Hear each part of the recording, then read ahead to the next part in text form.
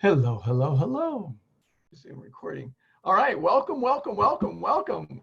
All right, I'm so excited. Welcome to my Lifestyle Medicine Open Forum. And this is my first time ever doing this. I'm so excited to be able to do this with you, and we're going to have a great time.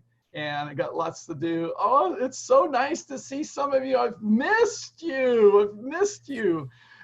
Scott is there. Margie's there. Hello. All right, great. Oh, nice to see so many friends and friendly faces and new faces. So some of you that I've never met, it's really great. So thank you for being here, and we're going to have a lot of fun.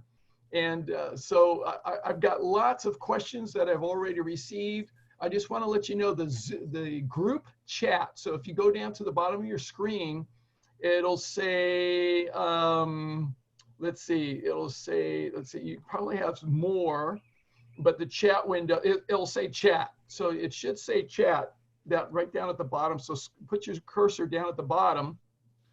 It will say chat, and then you can go ahead and type in any question that you have whatsoever. So just type in any questions you have at any time. I will get to it. I'm going to limit this call to 2 hours. All right, so at that point I'm done. Okay, because I can go for 2 hours. After that, I'm done. All right, so if you are not having a conversation with me and you're just listening, so my request is that you put yourself on mute. Okay, otherwise so we end up with this reverb and echo, and so that's what starts to happen. To mute. So just put yourself on mute. And how you do that, you go down to the bottom on the left, it'll say mute, and then you just go ahead and click on that. And then if you want to have your video showing, so please do that. We like to see all your faces. That's a great thing. So just go ahead and do that. It's nice to see your faces, your smiling faces. Smiles and joyful looks are great. So this is wonderful. So we want to do that. And there's already 25 of you on the call. This is great. I'm so excited. Let's see what else. You can also on the bottom to the right, it says reactions. So anytime you feel like you want to be enthusiastic, you can either clap or you can smiley face. So you can do that. So there's lots of little tricks on this Zoom. If you've never been on one of these calls before, so you can have all kinds of fun. So just to let you know, I am going to be sending you the recording of this session. So that's going to come to all of you. And then I'm going to also send out lots and lots of information. So everything that we talk about, any resources, any books, any articles, anything that I talk about that is of interest in this call, I'm going to also send you a follow-up email with lots of information.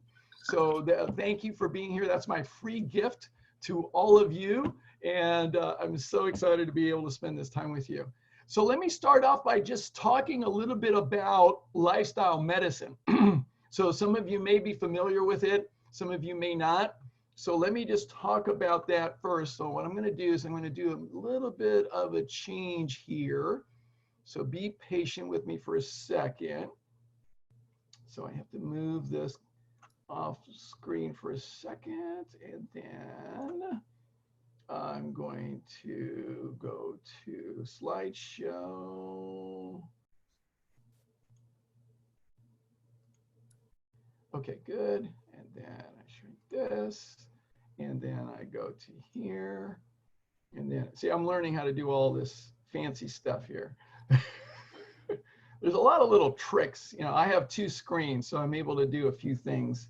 And so I'm really learning about how to actually navigate this whole program and make it work. Okay, so we're going to share my screen, and it's going to be here. So let me talk about, all right, so I'm going to share my screen. This is lifestyle medicine, so everybody can see this, right?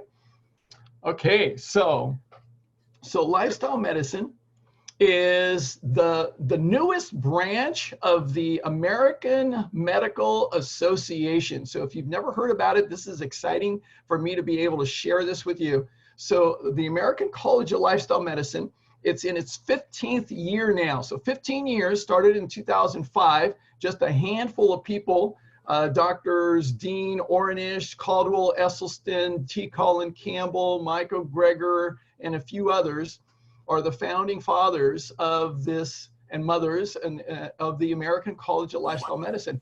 So it's an evidence-based approach. Evidence-based, no weird stuff, no flim-flam, no fads, no weird things. No, it's an evidence-based approach to prevent, reverse, and treat chronic disease using lifestyle measures. And we know we can do a better job with lifestyle than with medications, which is so exciting to me. It's so exciting. And so the areas of lifestyle medicine, there's 6 areas that the American College of Lifestyle Medicine focuses on. I add the 7th area, which is hydration. Okay, so the areas that lifestyle medicine focuses on, sleep is very, very important because we say that shorter sleep equals shorter life. Nutrition, we support a whole food plant-based diet because the research shows that's the only diet that we've ever seen that completely reverses heart disease, which is the #1 killer. It changes the genetics in our cells to actually increase the telomere length, which gives us a longer life. It actually regulates the genes in our cells to turn on the genes that prevent chronic disease and turn off the genes that cause chronic disease. Physical activity is another area. So what we see is that we need 150 to 300 minutes of physical activity per week. So do the math, don't do it all at once. And then emotional well-being and stress management, which is critically important. We see that about over 80% of physician visits are related to stress. So it's a really important area for us to cover and deal with. Alcohol and tobacco reduction, we know that there is no safe level of tobacco. We know that tobacco causes cancer. We know that. And it turns out in the research, even though it's not advertised, but there's no safe level of alcohol either. So it's very important for us to reduce substances. Healthy relationships, the research actually shows that the #1 factor for healthy longevity is having healthy relationships. And it's really an important aspect for our lives. Social connection is so important. So that's why I'm so glad we're doing this today. And then the area that I always talk about, because I've been a professional swimming coach for 40 years, and I've been an athlete and collegiate swimmer as well. And that is an area of very important level for our health. And the evidence is clear. Hydration is so very important. We show that 5 glasses of water a day can actually reduce your risk of heart disease by 50%. Should be on CNN every night. And we also know that a lot of people want to lose weight, but what we show is just simply 2 glasses of water. And this is a clinical study that we've actually showed that 2 glasses of water before having a meal reduces your weight by 44%. That's incredible. So it's an important area for health. So those are the areas of lifestyle medicine. And in October of 2018, I became board certified by both the American College of Lifestyle Medicine and the International Board of Lifestyle Medicine. And I'm so proud to be a board certified lifestyle medicine professional. So it's really great. More about you, not about you. So I'm able to do that. So it's wonderful. And so I am a board certified lifestyle medicine professional. So I get to live into this quote that Thomas Edison said well over 100 years ago, that the doctor of the future will give no medicine, none whatsoever, but will instruct his patient in the care of the human frame, in diet, and in the cause and prevention of disease. Isn't that great? So that's what he said over 100 years ago. So that's what I get to do as a lifestyle medicine professional. So I'm coming back to my screen with you. And let's see, we got 30 of you on the call right now. So awesome. So awesome. So great. Let's see here. Let me do this right now. Let me adjust my screen. All right. So let's see. All right. So please put yourself on mute. I can hear some shuffling and noise in the background. So for some of you, so go ahead and put yourself on mute unless you're in the conversation. And I'm going to start by going through some of the questions that people have already submitted. So here's what I'm going to do. I'm going to start with these questions that I've already had. If you have any question whatsoever, please type it in the chat window. I promise you I will get to them. All right, so make sure you do that. And then let's see, we got 31 people already. So this is great. I'm so excited. Okay, and if you want to say hello to other people, you can put yourself, put the gallery view, and you can see everything that's going on. And so it's wonderful, wonderful, wonderful. And so let's see. So I'm going to get started. So first of all, here's what I have a question for all of you. So I want to just kind of get a sense. And I saw this. I was watching a wonderful webinar by Cyrus Khambatta and Dr. Will Bolsowitz. Fantastic webinar that I watched. And Cyrus asked this question. I said, oh, that's a good question to ask. So if you are not plant-based in your diet, so you're still eating meat, dairy, and eggs in your diet, nothing bad or wrong here. I just want to get a sense. Type in a 1 in the chat window and hit enter. Okay, so just put a 1. If you are trying to move towards a plant-based diet, you've been moving towards it, you're making some changes, you want to try to do that, type in a 1.5. All right, type in a 1.5. You're trying to move towards a plant-based diet, type in a 1.5. And then if you are plant-based already, then, and you've been for some time now, so then type in a 2. Type in a 2. All right, so we've got some 1s, we got some 1.5s, we got some 2s. Awesome. Awesome. Really, really great. So everybody go ahead, type that in. I'd like to see everybody type that in.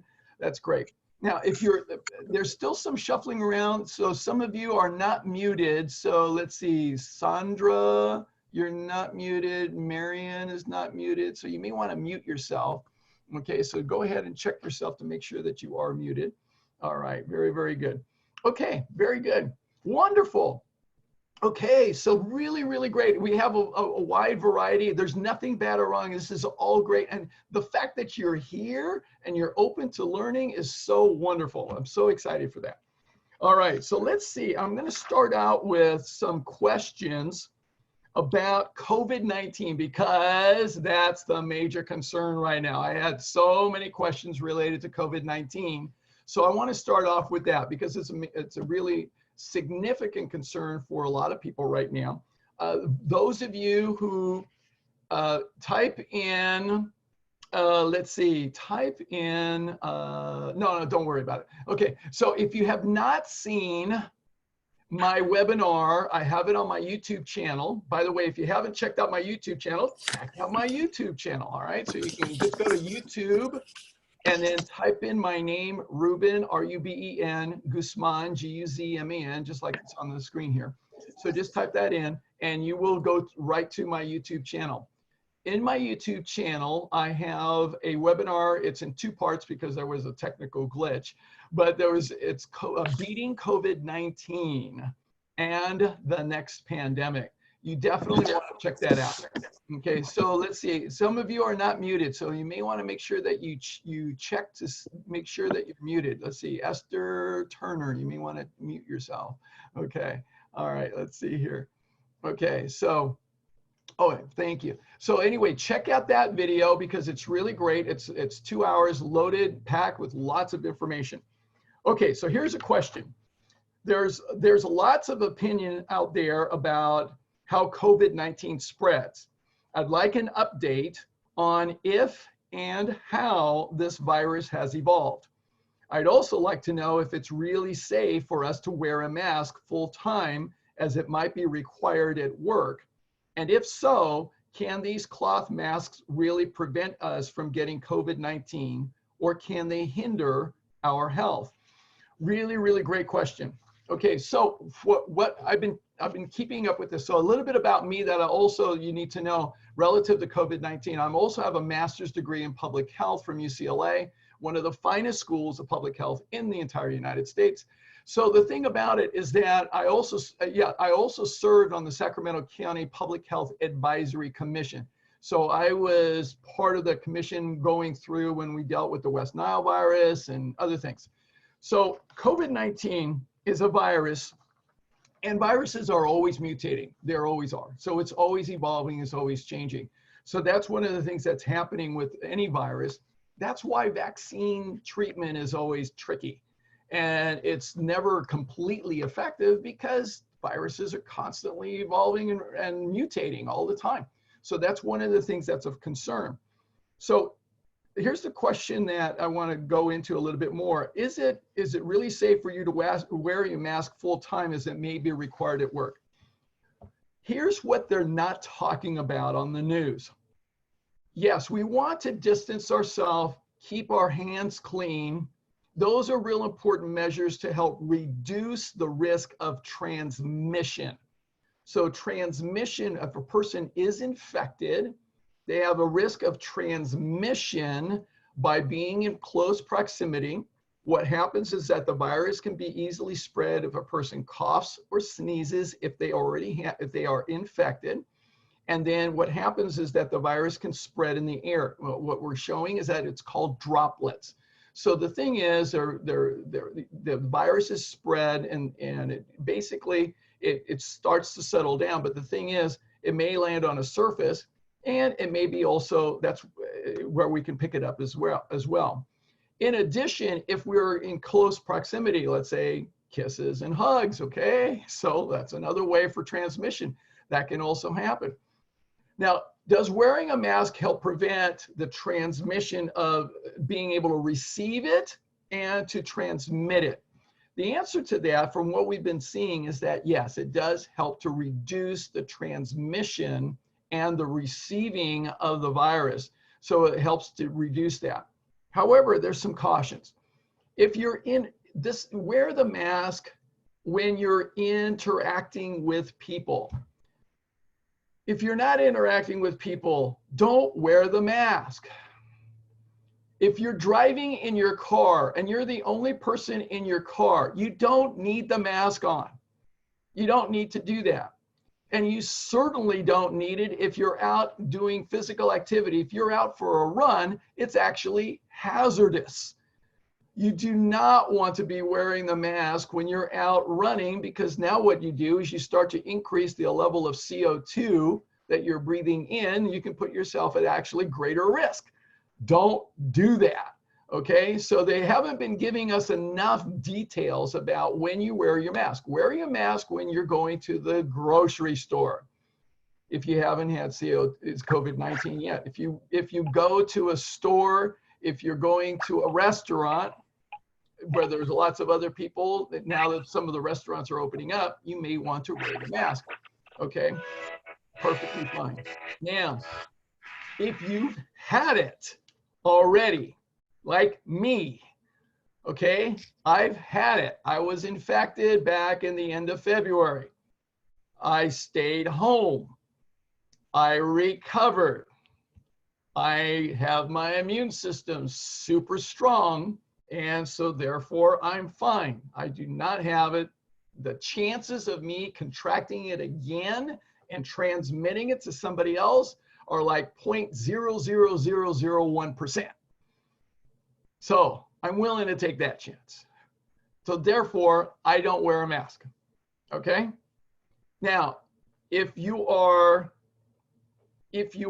having a diet that puts you at risk for a weakened immune system, if you have meat, dairy, and eggs in your diet, if you have sugar in your diet, if you have oil in your diet, if you have fried foods in your diet, if you have lots of stress, if you don't drink enough water, if you are not getting enough sleep, your immune system is weakened. You are at risk. So therefore, it would be wise and prudent to wear a mask. So you want to be able to do that. If you are elderly and over the age of 70, and you do not have a strong immune system, you definitely want to be able to wear a mask and protect yourself as much as you possibly can. But you don't have to wear the mask all the time. Okay, if you're alone in your room at home, don't wear a mask. Okay, you don't need to do that. Okay, All right, don't need to do it. Okay, so let's see here. Let me see. Let's see. All right, so that's a really good question. So I hope that answers that question about the mask and gives a little bit of an update. Here's some more about COVID-19. So another question related to this: can a healthy person with no symptoms spread the novel coronavirus to seniors who have additional risk factors such as obesity or diabetes type 2 without ever coughing or sneezing around them? The answer to that is yes. Okay, the answer to that is yes. Celine, could you please mute yourself? I am sorry. It's okay. All right, so the answer to that is absolutely yes. So here's the problem with the virus. Okay, so the problem with the virus is this, is that, and this is why this pandemic has actually occurred, because there is a period of time, the incubation period is when a person actually gets infected, but may not show any symptoms whatsoever, yet they have the ability to transmit the virus to other people. So that is a time where people who they're in contact with are vulnerable to actually catching the virus. And one of the things Dr. David Price talked about in his video, and he's a physician who actually has been treating COVID-19 patients in New York City. And he talks about how the virus transmits is when we're usually in physical proximity with people for 15 to 30 minutes. And then what happens is that we may pick up the droplets on our hand from a variety of different ways, many, many different ways. And then what happens is we touch our face. Now, research shows that we actually touch our face on average. Most people touch their face like hundreds of times a day. So this is where public health people like me, we go crazy, go, ah! Because now what happens is that we're touching our face, and this is a respiratory virus. So it affects our respiratory tract. That's what's so concerning. And then it gets into our respiratory tract, either our nose, our mouth, or even our eyes. I mean, so you can touch your eyes and get pink eye from doing this. And so that's one of the things that can occur. So it is possible, yes, it is absolutely possible for a healthy person who has no symptoms to transmit the coronavirus to somebody else. And this is what's happened a lot of times, is that a person who's perfectly healthy, they're young, you know, in fact, this is where we're really concerned as public health professionals with the young people. I mean, I went out the other day to hit the tennis ball, and I saw all these teenagers playing basketball. Oh my goodness, I'm going, ah. Because they're going home, and they're going to go home into their households where maybe their parents have diabetes or hypertension, or maybe they're obese. They're going home, and maybe there's grandma that's there and grandpa that's there. And so these kids are maybe picking up the virus, and then they go home and they, you know, they're all sweaty and everything else, and they go to the kitchen, right? They go to the kitchen right off the bat because they're hungry, and now they're touching things on the counter, and so they're touching, and the virus can be spreading all over the place. So that's a very, very significant concern. So the problem that we have, what we showed in the research out of China initially was this, that the people with the greatest risk were those with comorbidities. They had an underlying condition: obesity, heart disease, cancer, diabetes, any of the chronic conditions. And what we show is anywhere from about a 7 to a 13-fold increased risk of complications, including hospitalization, being on a respirator, or death. That's significant. That's significant. So that's why we're concerned as health professionals.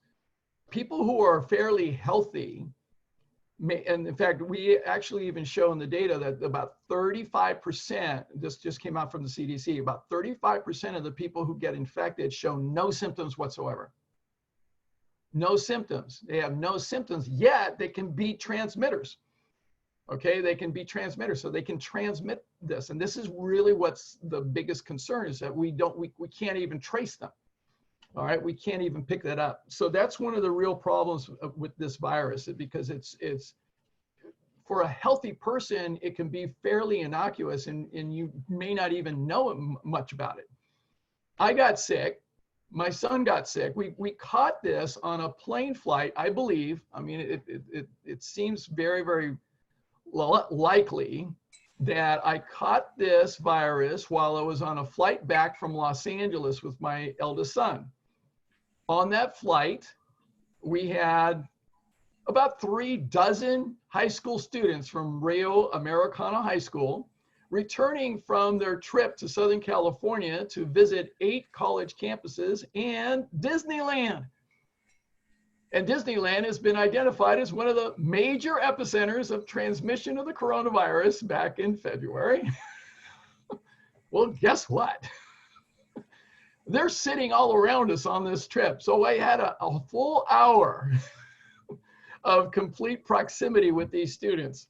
And so that was, and by the way, they were being rather playful and, you know, outlandish teenagers, as teenagers would be. And so lots of aerosol being sprayed. So yeah, that's where I think I picked it up. And then I was sick very, very soon thereafter. Okay, very good. All right, so now one more question, and then I'm gonna go to the questions here.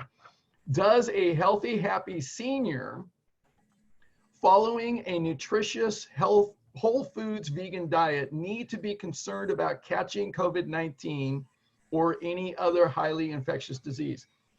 Okay, really good question. So if you are 65, 70, 75, 80, okay, and you're following a whole food, plant-based diet, all right, and you're following it really, really well. So no processed foods, no refined sugar, no alcohol. I mean, you're doing all that. Can you catch the virus? Absolutely, yes. Okay, you can catch it. Is your immune system likely to be strong enough to withstand that pretty well? Chances are the answer is yes. Okay, so if you are healthy, no matter what, if you're really healthy, all right, I take friends like Esther or Margie. I take some of my friends like them. All right, so if you're older and you've been following a whole food, plant-based, strictly diet, all right, your immune system is the absolute optimal. What they're not talking about on the news is how to strengthen your immune system. So I want to talk about that for a second, because what we need to be able to think about is how best to strengthen your immune system. Now, one resource for all of you that I'm going to share with you is this book here by my good friend, Dr. Brooke Goldner, she cured herself of lupus, all right, which is a serious autoimmune disease. All right, here's her book, Goodbye Autoimmune Disease. Okay, so she spells it out, completely whole food, plant-based approach to being able to do this. So you want to get this book from her. She even has this book, which is specifically Goodbye Lupus. All right, outstanding material. She has a website as well. She even will show you how to put together green smoothies, all right, to kickstart your health. All right, this is a very thin little book, but it's really a recipe book on how to actually get started with green smoothies to help support your immune system. Now, I'm going to say this very, very clearly. Those of you who have been eating meat, dairy, and eggs in your diet, those of you who have been moving towards a plant-based diet, this is a great time. It's a great time to consider a plant-based diet. It really is. It's a great time because it's optimal for strengthening your immune system, but it's not the only part. All right, so every aspect of lifestyle medicine is really important to strengthening the immune system. So it's not the only thing. So if you've got a high amount of stress, you need to address your stress. If you're not getting enough sleep, you need to get enough sleep. All right, if you've got stress in your relationships, you got to work on your communication.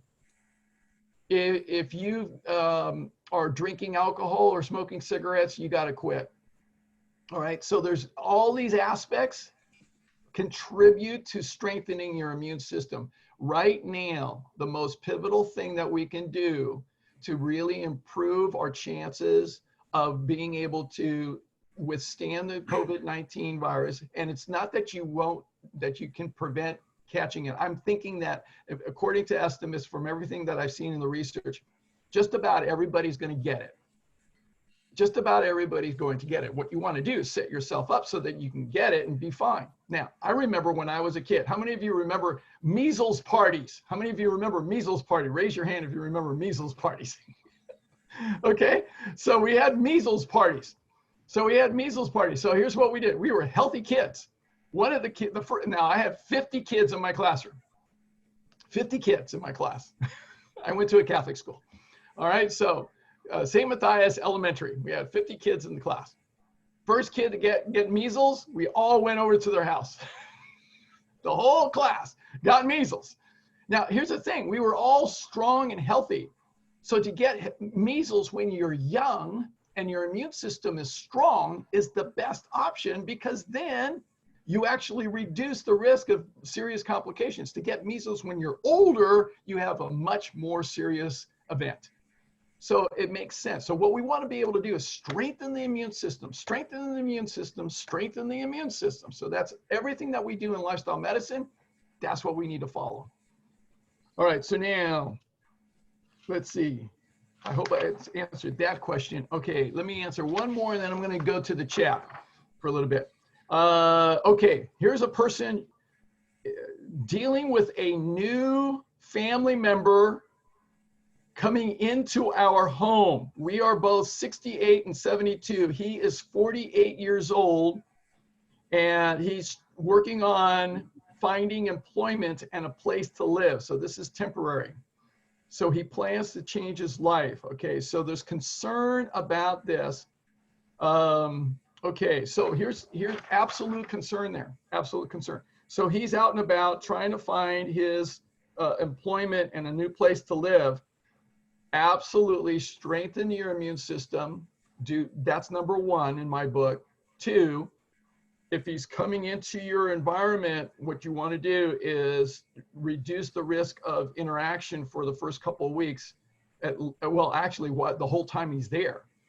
So it might be wise to wear the mask indoors, because he's going in and out, so he could transmit it to you. If he goes out and comes back in, and if you're staying inside all the time, he could possibly transmit it.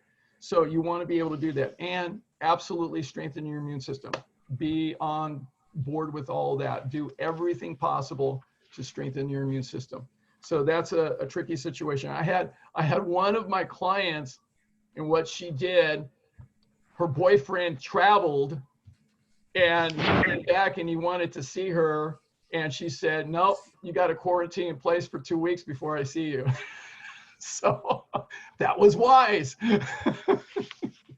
Okay, so you got a tricky situation when you got somebody coming into your household, and now they're going in and out. So you're going to have to exercise precaution. But number one, strengthen your immune system. So everything that we're going to talk about, a whole lifestyle medicine approach. So plant-based lifestyle, get your sleep, drink your water, all of it.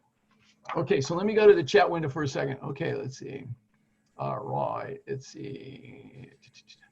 Let's see. Yeah, so let's see. I will be providing a recording link for this whole thing. Let's see. Is the incubation period 14 days? Someone who has it without symptoms could transmit it during that 14 days. So here's the thing. We don't have enough detailed information on the exact incubation period. We approximate that. Somebody's speaking right now. Let's see. Okay, so anyway, that's fine. So we don't know the exact incubation period. We've estimated it's somewhere between 7 to 14 days. So we don't know exactly. And it could be different for some people, and we're seeing all different kinds of results on that. So we don't know. Let's see, another question. Since wearing a mask can increase inhaling the level of CO2, what do you recommend someone who's over 70 and already has chronic respiratory condition similar to COPD and also asthma and has trouble breathing with a mask or do regarding mask wearing. Okay, so in a person like that, okay, you want to limit going outside at all. You want to limit your interaction, social interaction completely. So you don't want to wear a mask very much at all. So let's take precautions as far as that. So you want to make sure that you limit wearing a mask or having the need to wear a mask. So stay at home, have everything delivered to you. That's what I would recommend as far as being able to do that. Okay, let's see. My sister-in-law died from lupus. I wish I'd seen that book years ago. I know it's wonderful to see this now. So that's Dr. Brooke Goldner. Okay, we got that. Okay, very good. Never heard of measles party. Okay, yeah. Let's see. If someone is eating plant-based and gets enough sleep, but their circadian rhythms are not synchronized with when the sun rises in the morning and the sun sets in the evening, does that increase the risk for contracting COVID-19? Possibly, Karen. Really good question. So the thing about it is that so this goes into sleep a little bit. There's tremendous research around irregular sleep patterns. In fact, it's very interesting. Matt Walker wrote a book, Why We Sleep. It's really great. Check out my sleep seminar. It's fabulous. But there's this really interesting research, and it's a phenomenon. It's actually more than just research. It's a phenomenon that every year in the spring, when we move to daylight savings time, in 1.6 billion people in 70 countries, what we show is the next day there's a 24% increase in the rate of heart attacks. The next day. In fact, the emergency rooms all know this. They actually are already prepared for this. They know this is going to happen. Paramedics, fire stations, they're all on board. They're all standing by because they know this is going to happen. So just from that 1 hour difference of sleep, there is a 25% increase in the rate of heart attacks. And then in the fall, when we go back, when we fall back and we gain that extra hour, we see a 21% decrease in the rate of heart attacks. So that's rather significant. So people who have circadian rhythms that are off, it's much more of a challenge. So it's real important to try to get that regulated. Nurses who work night shifts and graveyard shifts, it's a real serious problem. Okay, people who work in factories that work 24 hours, all right, so they're working graveyard shifts, those kinds of things. It's a real problem. So it's really important because that puts the body at stress. It puts the body at stress, the body's in the sympathetic system. Guess what? That puts the body in a weaker state in terms of the immune system. Does that increase the risk of contracting COVID-19? Absolutely, yes. Okay, so that's one of the things that happens. So what my fundamental thing, so if you've been to any of my seminars, you know this already, but for those of you who have not, my foundational premise for all the things that I talk about in lifestyle medicine is the central nervous system. It's understanding that all of life, we are either in one of two states at any given moment. Either we are surviving or we are thriving, and that's all there is. And that's based on our central nervous system. So our central nervous system is either in the sympathetic state or the parasympathetic state. So that's all there is for us. So we're either in one of those two states. So when we're in the sympathetic state, we're in it. I love what David Bayer talks about. It's the primal state. So our body's in a primal state. So we're in the state of survival. We're primal. We're operating as a primal being. All right, so we're out to survive, we're out to make it, we're out to deal with our stresses, we're out to get past the saber-toothed tiger. All right, so we're out to do that. We're primal. So that's the sympathetic state. Now, when we're in the parasympathetic state, that's when we're powerful. All right, parasympathetic, powerful, and it's peaceful. It's rest and restoration, relaxation.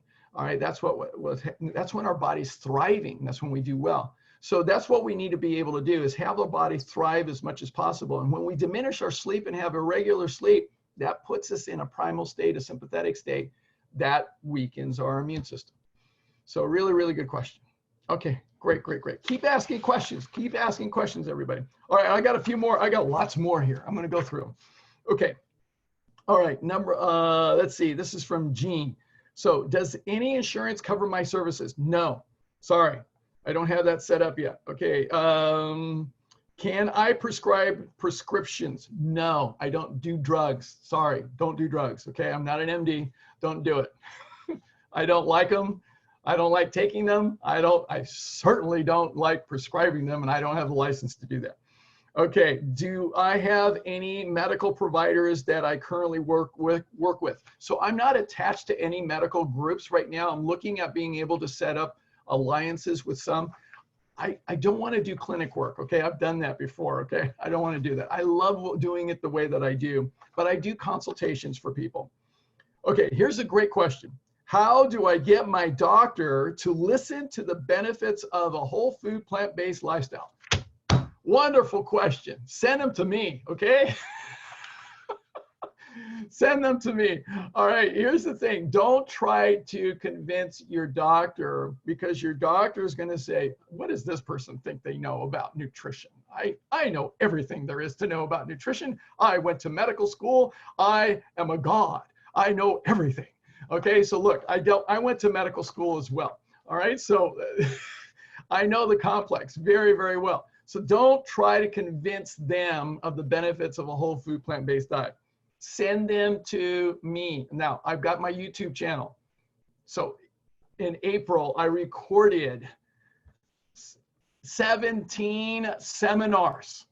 All right, so whatever your topic is, whether it's diabetes, Alzheimer's, cholesterol, heart disease, cancer, whatever it is, send one of my videos, send the video to your doctor. All right. And because they'll listen to me, they will. I went to medical school. I have a master's in public health and I'm board certified in lifestyle medicine. They'll listen to me. Now, they may think they still know more, but I'm old enough to, at this point of the game, that most of them will listen to me. Okay. So I've been around enough years. So they'll listen. So just send them to me. That's all you need to do. Next question. What are the best tips to conquering sugar addiction? Oh, this is a wonderful question. Wonderful question. Okay, so sugar, I wrote this in now the new book that I'm writing, it's fabulous. I can't wait to get it out. All right, so I just finished another chapter on stress. But sugar is a drug. Okay, it is a drug. You got to get, it is a refined man-made substance. Okay, it's a refined substance. Before, let's see, before 1200 AD, sugar didn't exist. Did not exist, okay? So human beings existed on the planet for close to 2 million years with no sugar. No sugar, okay? Now, if you wanted to get honey, you would have to pay the price of bee stings, okay? So not so easy to do. Now, if you got droppings down at the bottom somewhere, that was good, you were fine. But I mean, no, going into a beehive, not too likely. All right, so the thing is, sugar is a man-made substance. Now, sugar cane used to be used to actually feed hogs to fatten them up. Just so you know, that's the origin of sugarcane. And we discovered that from Malaysia and Indonesia. All right, that's what they used to do, is they used to cut the sugarcane, feed it to the hogs to fatten them up. Okay, so it's an addiction. It is absolutely an addiction, and it interacts in our reward centers in our brain, the place called the hippocampus. So the hippocampus is the reward center of our brain. And what happens is that our brain is going to be so triggered.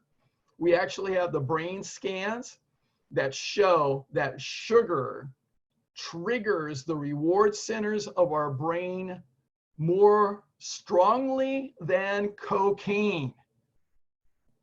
More than cocaine. Now, I'm not suggesting that you switch to cocaine, all right? Just so you know.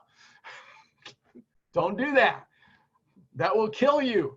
All right, so sugar triggers the reward centers more strongly than cocaine. Now, Coca-Cola figured this out.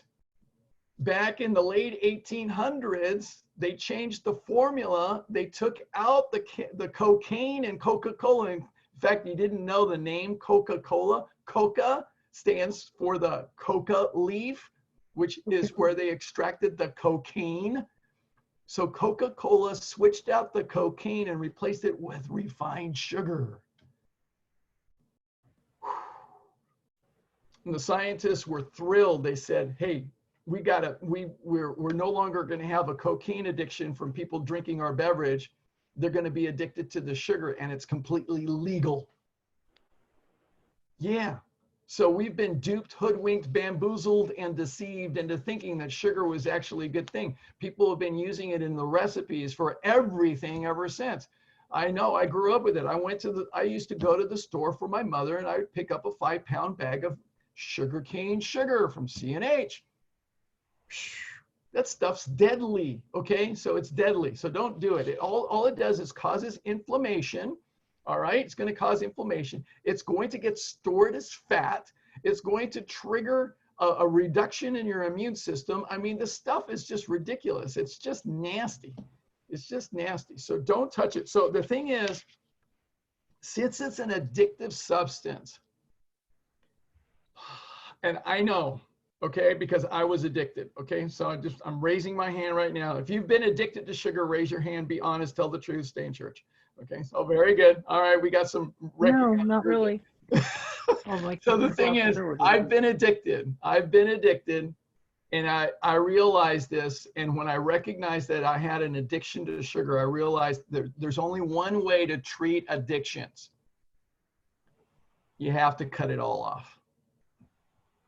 It's the only way. You can't wean yourself off of it, because one little bit of refined sugar is enough to trigger the hippocampus in your core of your brain, and will put you in the sympathetic state. And it's just like that.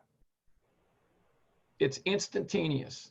In fact, I've done the muscle testing with people. Some of you have seen me do this. I've done muscle testing where I put one single packet of refined sugar in a brown paper bag. You couldn't see it. The person being tested couldn't see it. I put one little packet, 1 teaspoon of sugar in a brown paper bag, had them hold it over the heart, had them extend their arm, and then I muscle tested them. And as soon as they put that over their heart, they were weak. They didn't even see it. So your body knows it. Your body knows it. Okay? Did somebody say something? So that's how deadly sugar is. It absolutely triggers the sympathetic system, and it will weaken you. Now, I had to train my athletes and my swimmers to be able to actually get the sugar out of their diets, because teenagers, you know what? They love sugar. They love it. All right, let's see. Next question. I want to introduce my family to whole food plant-based choices. What's the easiest and first step for them to incorporate at least a little bit into their diet, knowing they are resistant to doing it full time? Really, really good question. So what I recommend, a couple of things. Number one, you need to watch my video on my YouTube channel, Thriving Being Vegan or Plant-Based in an Unfriendly World. Okay, so Thriving Being Vegan or Plant-Based in an Unfriendly World. Really great session. And I talk about this. Now, you need to watch it so that you have the right mindset in going about this. Let go of your attachments to them being just like you. All right, let go of that. Operate from a space of love. Completely from a space of love and acceptance of who they are, just the way that they are. Now, your mission is to plant seeds, not to harvest, just to plant seeds. So here's what I would do. I would share, first of all, I would listen to them. What are their concerns about health? What are their concerns about health? Listen to them. If they have any particular concerns, maybe they got diabetes, maybe they got high blood pressure, maybe they got high cholesterol, maybe they've had cancer running in their family, maybe whatever the case may be. A great resource is the Forks Over Knives website.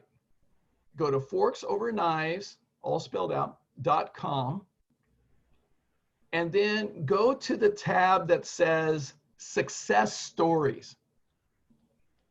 Success Stories. And then search for the particular issue that your friend or family member has. And so type in diabetes, type in weight loss, type in hypertension, type in lupus, type in acne, type in whatever you want. And you're going to get several stories. Now, what we show is this, is that we as human beings, this is me putting on my psychologist hat for a second, we as human beings respond and are more open to new ideas when it's told to us in a story form, most of the time. Now, some people, you know who they are. They're analytical. They're very analytical, and they need the research, okay? So for them, you got to present the research. But for most people, they need stories. Some people want both. That's fine, okay? But present the stories. That's usually the best thing. Don't try to convince them. Don't try to berate them. Don't try to chastise them. That will not work. So be loving. Better to be loving than to be right. Okay. All right. So I hope that answers those questions. Okay. All right. Let's see. I'm going to go to the chat window for a second. Let's see. Well, we got some great questions here. All right. So,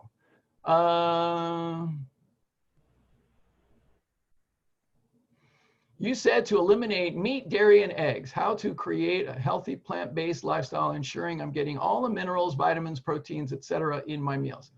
Wow, that's so great. There is, if you go to forksoverknives.com, there is a new food guide. There's a guide on how to actually eat a whole food plant-based diet. It's like $9.95. It is well worth it. It is so filled with everything. It's got recipes. It's got resource information. It's fantastic. It's fantastic. How do you get started? Now, you never have to worry about getting your minerals, vitamins, and proteins at all. Never. Okay. Now, you look at me. I'm 62 years old. I still play basketball in the men's league at my gym. Okay. I play tennis. I'm active. My biometrics show my physical age at 30. 30. 30. Okay, how many of you would like to be 30 years younger? How many of you raise your hand if you'd like to be 30 years younger? Okay, I am 30 years younger, 32 years younger, actually. Okay, and I eat only plants. I have yet to meet anyone eating meat, dairy, and eggs and processed foods who is 30 years younger physically. I've yet to meet them. In fact, I know where I can find them most of the time, and that's in the hospital, okay? Because I've been there, and that's what will happen. So you never have to worry about getting your vitamins, proteins, minerals. Never worry about it. You'll get everything you need, okay? I can assure you. Okay, let's see. Let me go here. I've been on Plaquenil for rheumatoid arthritis for over 5 to 6 years. Will this prevent me from getting COVID-19? Okay, so if you've been on a drug for rheumatoid arthritis, here's what I would suggest. Go to forksoverknives.com and type in rheumatoid arthritis and read some stories about this, because what's going to be better than taking the drug is changing your lifestyle.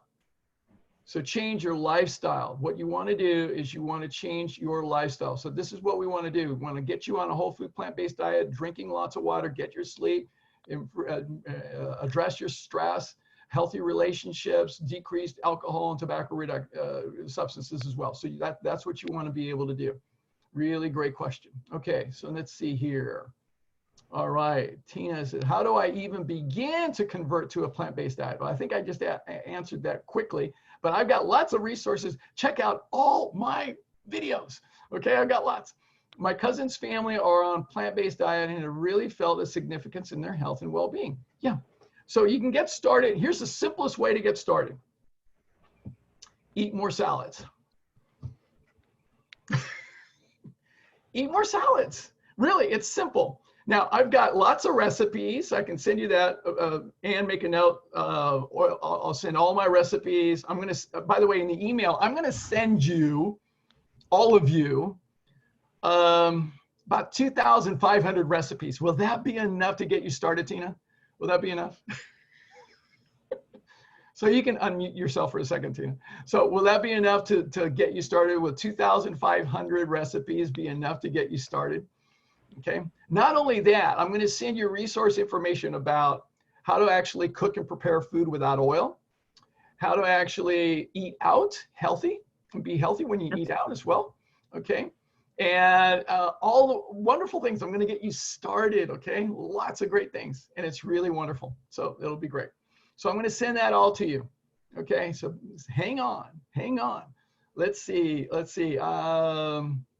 I have been off sugar for a year. So many benefits. It is amazing. Yes, Anita Faye. Yes, you're doing so great. How old are you, Anita Faye? You got to unmute yourself for a second. 78. 78 years old. And she's awesome. She's doing great. Okay, I just want you to know, there's somebody here, 78 years old on the call. She's doing just fabulous. It's never too late to change. Margie, yes. All right, great. All right, so Margie, how old are you? Margie, I just unmuted. No, I can't unmute. You have to unmute yourself. Margie, how old are you? I'm going to be 69 next week. 69 next week, and you lost, what, 150 pounds, was it? No, just 105. Just 105, excuse me. Okay. I transposed the digit there. All right, really awesome. Awesome. So it's never too late to change. Never too late to change. Okay. All right. So now let me go to another question. Why is vitamin D significant for daily intake? Okay. So here's the thing about vitamin D. Dr. T. Colin Campbell wrote a lot about vitamin D in his book, The China Study. Really great. Now, we need a little bit of vitamin D. It's very important for a lot of different reasons. If you just get outside, that's all you need. Just get a little bit of sun exposure. You don't have to worry about taking it so much as a drug. Now, here's the problem that we have with vitamin D, and you don't need it. You don't need it as a supplement. All right, you do not need it as a supplement. You do not need it as a supplement. You do not need it as a supplement. All right, the only supplement you need on a whole food plant-based diet, in fact, for everyone, whether you're eating meat, dairy, or eggs, or anything else, the only supplement you need is vitamin B12. It comes from bacteria that grow in the soil. All right, so you need vitamin B12. I forgot to bring my bottle with me. I'll go run and get it later. But the thing is, you need vitamin B12. You can get it at any health food store. B12. Your liver stores it, and it stores it for a long period of time. It's a water-soluble vitamin, and it's important for nerve transmission and neurological functioning. So you need vitamin B12. And you don't get it from animal meat, okay? You don't get it from there, all right? The animals get it from the bacteria in the soil. That's where they get it because they eat the plants and their noses are in the soil. So that's how they get it. So the thing is, we need vitamin B12. We don't need to supplement with vitamin D. You do need to create it. So our body has a capacity to create it. When we have, now here's what's going to be so exciting. When you have enough fiber in your diet from plant food, you produce short chain fatty acids. Those short chain fatty acids in your gut that we need. So we need those, and then our body takes those and helps to actually create vitamin D.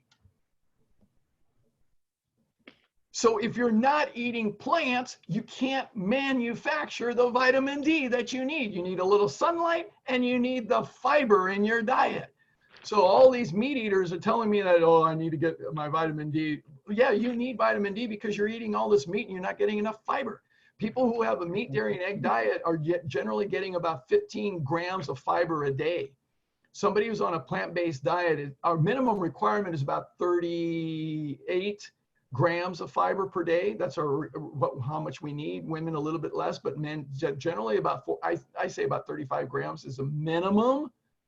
If you're on a whole food plant-based diet, you're getting 50 to 100 grams of fiber a day. By the way, the research studies on the Paleolithic ancestors. This is so funny. Our Paleolithic ancestors, they actually found petrified poop. All right, petrified poop. Can you imagine?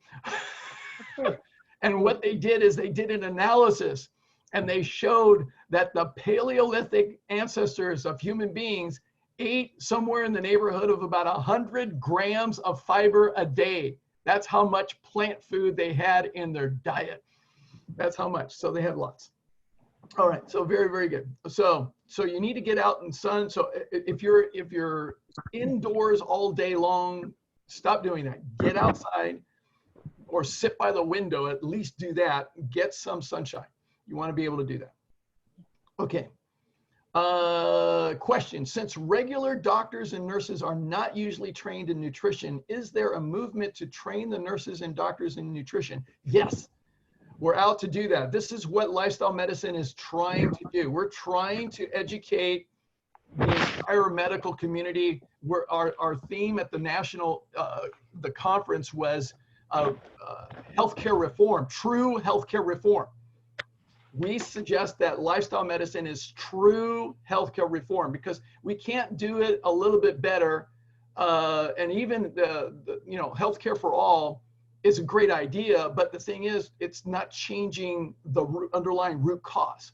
What we have to be able to do is look at what's causing all this chronic disease. Well, 80% of all chronic disease is lifestyle. Lifestyle is what's causing it. So we need to completely radically change the entire medical system to be educated on being able to have our healthcare professionals understand and teach lifestyle medicine approaches to their patients. Now, at Ball State University, they actually, this last year, they required a lifestyle, they required a plant-based nutrition course for the medical students at Ball State Medical School. So they required that. It's so exciting. And so we're starting to make some headway, and we actually have scholarships for medical students and residents to be in lifestyle medicine as part of the as part of the college. So it's really exciting. So we're making movement. Very, very exciting. Okay, let's see. All right, let's see. All right, let's see. All right, somebody asked me here, so, okay, that's a private question. All right, let's see. Kaiser has a lifestyle medicine group, but I can't get one of them to be my primary doctor unless I am recommended due to being overweight by my current primary care doctor. I'm no longer overweight. My success story is currently in Women's World magazine in stores today. Yes, Margie, you are a superstar. Yes. Yeah. So I don't know what to tell you. Okay. So here's the great thing. You really don't need a doctor anymore. Okay. So you can be like me. All right. So here's the thing. The best health insurance you could possibly have is following a healthy lifestyle. That's the best medical insurance policy ever. It really is. So you don't have to be so attached. I don't even bother with healthcare insurance. It's just like ridiculous. It's ridiculous. Like, why? Me go to a doctor? Are you kidding me? I mean, I'm like, I don't have time to educate them. Okay, I don't. So they need to be coming to me. All right, and some of them do. All right? So the thing is that the best healthcare insurance policy you could possibly have is following this lifestyle medicine approach. It really is. So you're doing great. Don't even worry about it. Don't worry about it. Okay, let's see. Let's see. Okay, all right. Let's see. Let's see. Okay, here's a question. I saw an article about CBD and COVID. What is the research? Is it viable? How much? Okay, so there's all kinds of treatment claims that come up anytime there's a pandemic. In fact, If you want to watch something really interesting, it's a really interesting movie. It's called Contagion, all right? Because it really portrays this whole situation that we're in right now. But the thing is, all kinds of purported remedies come up. For instance, our dear president was, purporting chloroquinone. I mean, as a public health professional, I got to tell you, I mean, I watch politicians do some stupid things from time to time, okay? Really stupid, all right? And so it led to, because of his prompting, it led to a research study. Well, you know what? There's like a 3-fold increase rate of death and atrial flutter from people being on that drug. Not good, not good, all right? So so they did a clinical study and they actually published it just a couple of days ago. So the thing is, there's all kinds of supported remedies that are out there. Here's what I suggest, and this is the approach.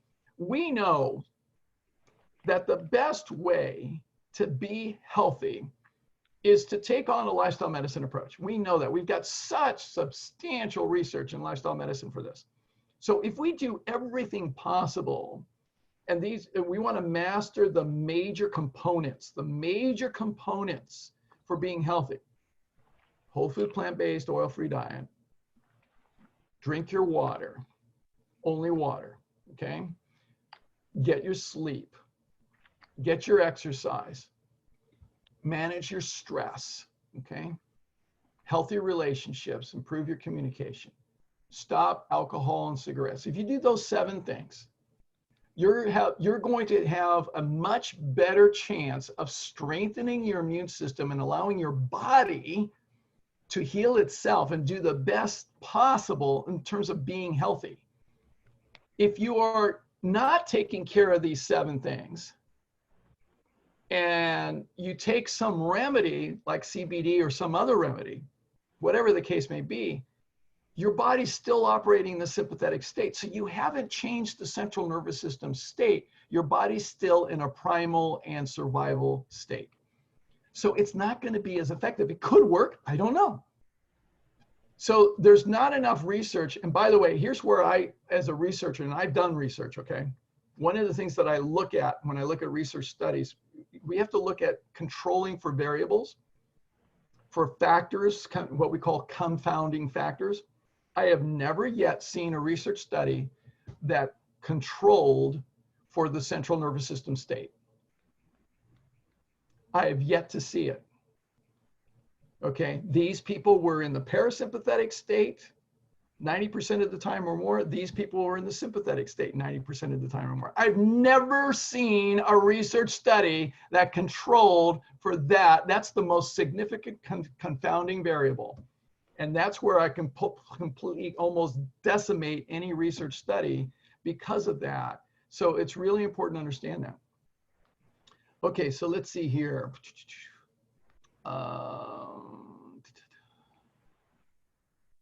Let's see. All right. Oh, great question. How old was I when I started whole food plant-based eating? Okay, so here's what happened. I love telling this story. Okay, so what happened was in 1981, I was working as a pathologist assistant at the Los Robles Regional Medical Center in Thousand Oaks, Southern California. And what got me to change my diet, a few things. One, as a pathologist assistant, I helped out doing autopsies. And as an autopsy assistant, I had to take the entire intestinal tract of that person out of their body cavity, put it in a big deep wash basin, take my surgical scissors, and then split the entire intestinal tract and wash it out by hand. Now, it's about an average of 20 to 25 feet long. That's a lot of poop to deal with. Chime, it's only chime then, dear. Oh, it was nasty. Now, the thing is, when people die from complications of chronic disease, it's pretty darn nasty. And I got to feel what that inside was like. Of course, I had my gloves on. But the thing is, I also felt tumors and cancers and diverticuli and polyps and everything else in there. So I got to notice that. So I got to notice, and by the way, meat does not break down. In case you didn't know, meat only putrefies. It does not digest. Okay, it does not digest. It's pretty nasty. Now, that was one thing that influenced me. Another thing that influenced me is that when Dr. Glover was training me to actually start doing the autopsies more completely, and so I was slicing and open an aorta, which is the major blood vessel coming off the heart. And I said, Dr. Glover, what's that? And he said, oh, those are your cheeseburgers there. So I stopped eating cheeseburgers. And then I'd slice open the carotid artery going into the brain, right? And Dr. Glover, what's that? Oh, those are your hot dogs there. So I stopped eating hot dogs. And then the autopsy that changed my life was a woman in her mid-70s came into the hospital with shortness of breath and passed away within a few short hours. They had drawn her blood, but didn't even have a chance to do a workup. So by law back then, an autopsy was required to determine the cause of death. So the next day, Dr. Glover and I started to do the autopsy. As we began, Dr. Glover said, pay attention, Ruben, we may never see this again. He was correct. Here was a woman with internal organs as pristine and as flawless and as perfect as a newborn. It was incredible. Her omentum, which is the flap that covers the intestinal tract, was completely clear. You could see right through it. No fat whatsoever. Careful dissection revealed that she had an undiagnosed ventral septal defect, which is a heart defect between the chambers of the heart. The doctor said, Dr. Glover said that most people with that defect would rarely live past their 20s. Here she was in her 70s. Dr. Glover was fascinated. He asked to meet with the family. He wanted to share what he had found, but he also wanted to find out more about how she lived, which is what he asked them. And they said, well, she's been eating all her own food that she's been growing in her backyard for many, many, many years. She only eats that. She's a Seventh-day Adventist, and she's been following the rules all her life. No meat, no dairy, no eggs, no alcohol, no refined sugar, no processed foods, walking 5 miles a day every day for over 40 years that they knew about. And she was part of that group that is one of the longest living groups of people on the face of the planet. That autopsy made a huge impression on me and led me to start changing my lifestyle. And then, so I was vegetarian mostly. And then in 1995, after I realized that I had issues, I had ruptured my Achilles tendon 4.5 years before. And so then I realized I was done. That was it. I came to that conclusion. And then I decided to change my lifestyle. I knew what to do, but knowledge makes no difference. So I started to make the change. And at that time in 1995, I became whole food, plant-based strictly.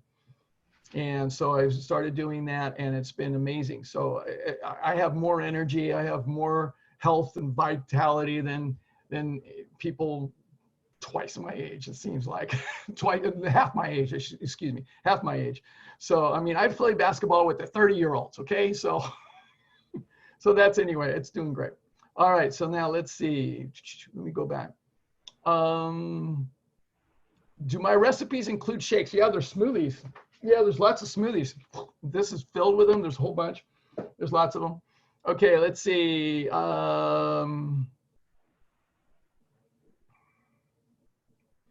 Yes, medications drain nutrients. Be aware of it. Yes, absolutely. They put you in the sympathetic state. So this is why we, in lifestyle medicine, we talk about being able to actually be able to get off the meds, which is really exciting. I've helped people get off of medications many, many times. Okay, very good. Let's see. Okay, what's my view on the newer meat alternatives such as Beyond Meat? Okay, good question. Really, really good question. So if you have not been on a plant-based diet or you're exploring being on a plant-based diet, the meat alternatives such as Beyond Meat or Beyond Burger or the Impossible Burger or those kinds of things can be a good transition food. So I label those as transition foods. The reason being is that they are still processed. So they've got a lot of food additives and oils in them. All right, so they're not healthy completely. There's still some ingredients in there that I have concerns about. So they're not a whole food plant-based meal or food product. Okay, so let me distinguish whole foods as opposed to processed foods. Okay, so whole foods, nothing added, nothing taken away. Nothing added, nothing taken away. So for instance, tofu is a whole food. Okay, because there's nothing added, nothing taken away. It's mashed up soybeans. All right, so tofu is fine. The Impossible Burger or the Beyond Meat or any of those are processed foods because they put a whole bunch of other things in there. Now, if you want to make healthy burgers, the Forks Over Knives website actually has whole food, plant-based burgers. And they're fabulous. I mean, I've made them with just black beans and sweet potatoes. You cook the sweet potatoes, and it makes it really nice and soft, and you mash it up with the black beans, and you bake it in the oven. Oh my goodness. Oh, delicious. Okay, so the thing is, you can have really tasty food that is whole food. You just have to learn how to prepare it, and there are tricks. There's lots of tricks. So there's lots of ways to do it. So my recommendation, if you want to do it like now, if you're in I've had this happen to me. If you're stuck in Houston, Texas, like I was speaking in Houston, Texas, all right, not many options there. Or Shreveport, Louisiana. Anita Faye can talk about that. We know about Anita Faye grew up in Louisiana. All right, so I was in Shreveport, Louisiana. No options for healthy plant food there. Let me tell you. Okay, everything is fried. So if the only option you have is a Beyond Burger or an Impossible Burger or whatever the case may be, do it. Okay, you're better off. All right, so you always want to make the best choices possible. Okay, let's see. Okay, Karen, all right, great. Oh, Karen, you're an invitation to join the Whole Food Plant-Based for Life pod. Yes, all right, that's great. All right, I'm going to definitely add you to my resource list. Okay, very good. Let's see, question, can you get vitamin D by spending time outdoors in the sunshine 30 minutes to an hour a day or a day? Actually, all you need is 15 minutes. Huh. 15 minutes, that's it. That's plenty. Let's see. All right, let's see. For waking up the doctors, rationale for including nutrition instruction in medical education. Yes, great article. Yes, very, very good. But they don't necessarily read. Here's what I've learned about doctors. They don't read. They don't read. Okay, they just don't read. Okay, they're too busy. They got 10 to 15 minutes per patient, and they don't even keep up in their own field. Okay, so they don't. I've dealt with internal medicine doctors, and I said, have you read this published journal, this published article? And they said, no, I don't have time to read. So they say that. All right, so now let's see. Okay, we covered that. Let's see, Walsh Institute protocols are supposed to treat mental and medical illness through nutrition. What do you think about that? I don't know what the Walsh Institute is, but nutrition is always a great thing to help treat mental and medical illness. Yeah, well, here's the thing I'll say about that. We actually have research, and we've shown this, that a whole food plant-based diet actually helps mental function and cognitive abilities. It really does. So we have plenty of research around that as well. Really works. Okay, let's see here. I'm going to skip down a little bit. Okay, oh, great question. I like savory food. How do I get that flavor in all plant diet? Oh, that's easy. Oh, that's just spices, my dear. You just got to play with the spices. I mean, I got a spice rack that's incredible. All right, lots and lots and lots of spices. So plenty of things there. So you want to just learn. And now there's a great book. There's a great book called Flavor. Flavor. It's a cookbook called Flavor. And I don't have it here with me. I should have brought it. Okay, so anyway, she is from India. She learned all about spices from her mother in India. And then she came to the United States, and then she went to the Culinary Academy and learned about international cuisine. And she puts all of that into the book Flavor. It is fantastic. It is wonderful, and the taste is fabulous. So it's all about the spices, and you can definitely do that. All right, not a problem. Okay, so let's see here. Let's see. Okay. Yeah, if it's so easy to make veggie burgers, why would I want to eat Beyond Meat? I wouldn't want to. I would make my own. That's actually, they're better. I would only eat that, for me, I would only eat that if it's an absolute necessity, if I'm out traveling and there's nothing else available. That's actually happened to me. So that's the only time I've actually had them. All right, let's see. Does the diet have to be all organic, including fruits and veggies? Do you have to preferably shop at Whole Foods or anywhere as long as you choose organic stuff? Well, here's what I would say about that. And here's what Dr. Greger talks about is this. If you can do organic, great. Okay? If you can do organic, great. But if you can't do organic, fruits and vegetables, all the produce that you can get, it's still better than doing all the meat, dairy, and eggs and the processed foods. So you're better off getting it. So for instance, when I was speaking in Lexington, Kentucky, for instance, I've been there, finding organic produce, impossible. It's not happening. So you get whatever produce you can. And you deal with that. So what we show is that you're still better off. Now, you can also try to wash your fruits and vegetables. That helps as far as being able to do that. My preference, my optimal preference is going to be going to organic. All right, so that's my optimal preference. Okay, so that's what you want to be able to do. Okay, let's see here. Jean says, Asian and Indian ethnic foods have a lot of vegan choices. I'm learning to eat from other cultures. Outstanding. It's really great. I love eating ethnic foods. I mean, I love, by the way, you got to come to my seminars when we come back to having live seminars, because I speak at Queen Sheba, which is Ethiopian food. It's fabulous. All right. I speak at Faux Fresh and Faux Vegan, which are both Vietnamese. Fantastic. And they both have oil-free menus as well. So does Queen Sheba. When they have an oil-free buffet when I'm there. And then I speak at El Papagayo, which is the really great Mexican food here in Sacramento. Fantastic. And they have an oil, and you can ask for oil-free as well. It's all vegan. So there's all kinds of things. Let's see. Great question. And I'm going to move back to my previous questions. Okay. Healthy snacks. Okay. I've got lots of them. Okay. I got lots of them. So one of my favorite snacks, what I do is I bake a 3 to 5 pound bag of sweet potatoes almost every week. I mean, I just bake sweet potatoes. I just put them on, what I do is I wash them, cut off the ends just a little bit, and then I put them on a baking tray, and then I bake them at 375 for an hour and 15 minutes. It makes them really nice and soft, and it's like sweet as candy. Oh my God, fantastic.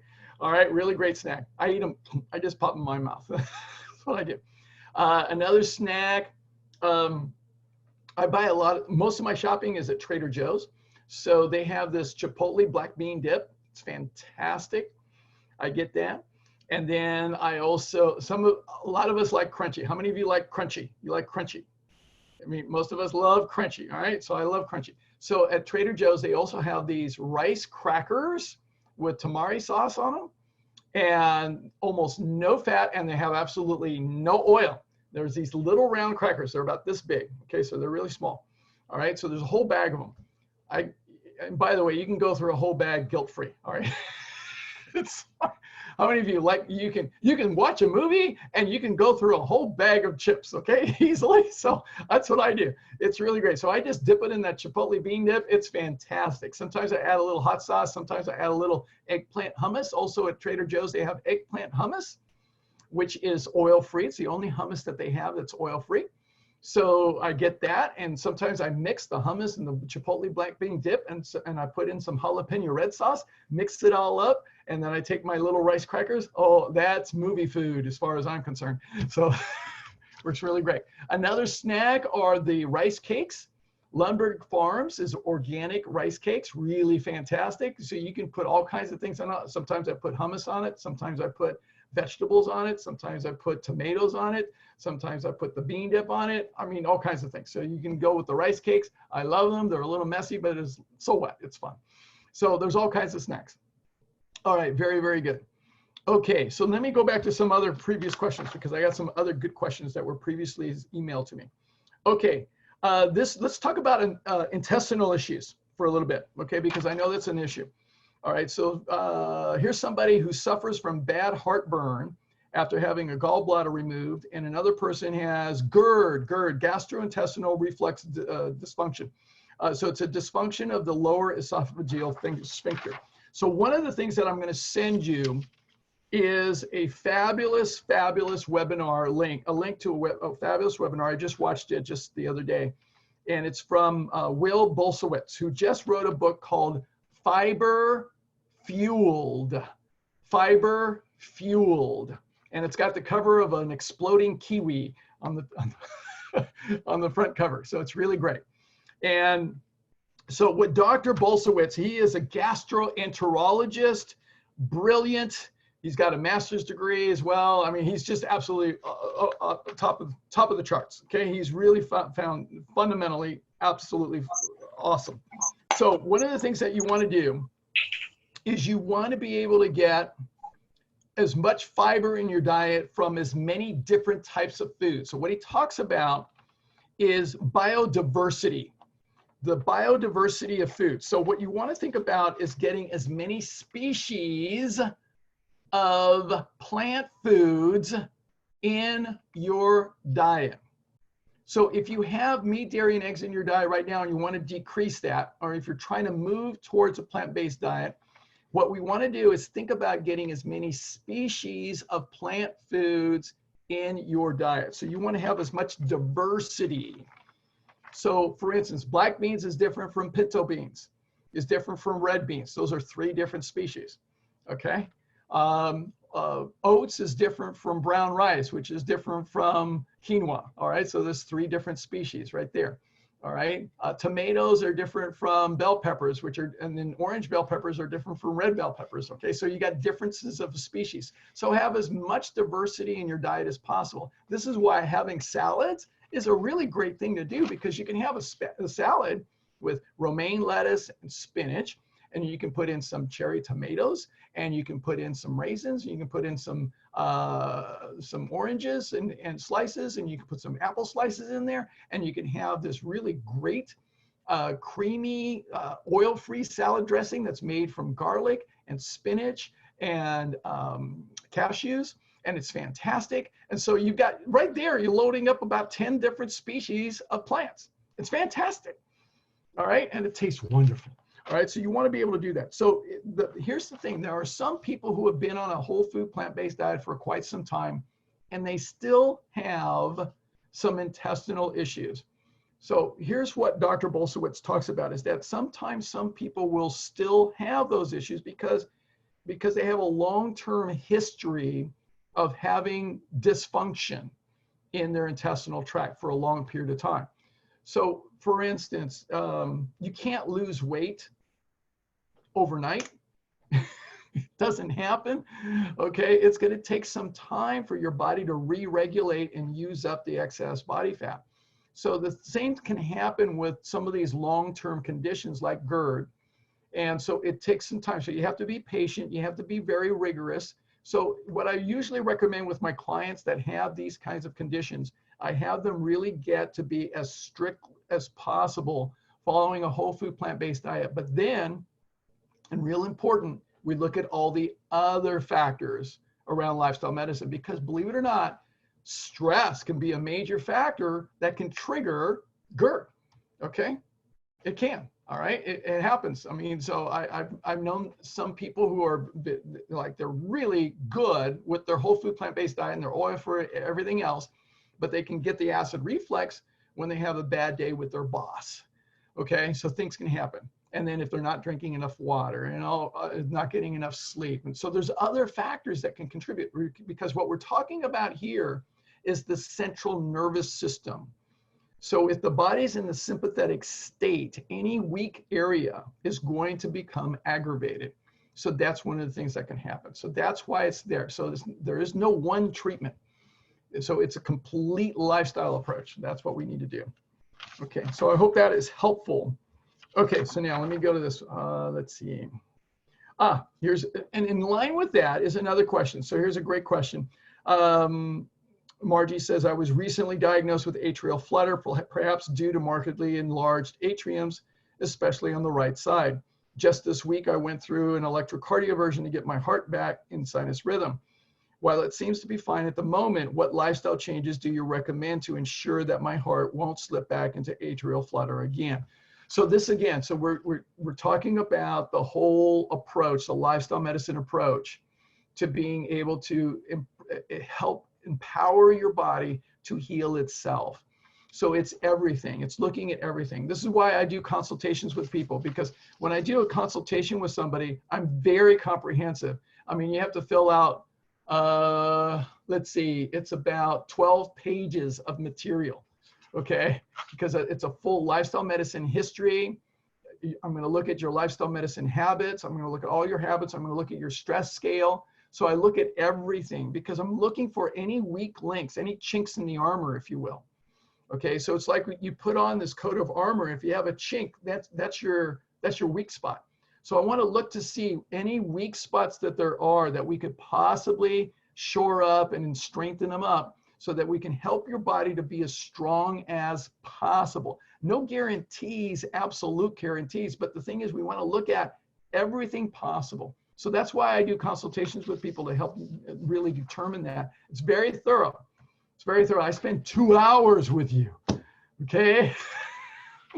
So we go through everything. So I'm very, very thorough. That's what I do as a lifestyle medicine professional. I do these consultations that are very in-depth, and they really help you to understand what's going on so that you can look at everything. So the atrial flutter, and here's the thing to understand, the atrial flutter is a result of a long history of issues. You said you lost 100 pounds. So you had other issues that were going on for a long period of time. Those were there. So the atrial flutter shows up now, but it didn't just suddenly show up, okay? It was the result of an entire lifetime of many issues. And now you've made these recent changes. Yeah, sometimes those things show up. We see that. So medically, what we have to do, well, from a lifestyle medicine perspective, is continue to shore up everything in terms of lifestyle medicine approach. So I hope that's helpful. Okay. All right. Let's see. Let me go back to another question. My goodness, we've been having all kinds of fun here. All right. Let's see. All right. Let's see. If you can't do organic, washing in vinegar, or what do you find better? What do you think of microwaving? Is there damage to food from it? Oh, great question. Great question. So here's my short answer. I threw out my microwave years ago. Okay, I threw it out.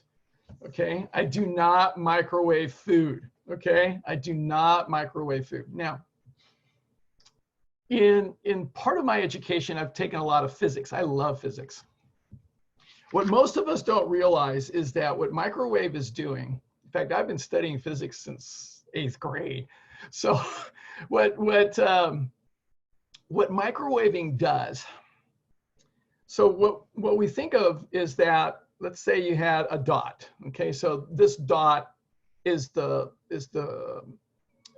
central part of any atom, okay?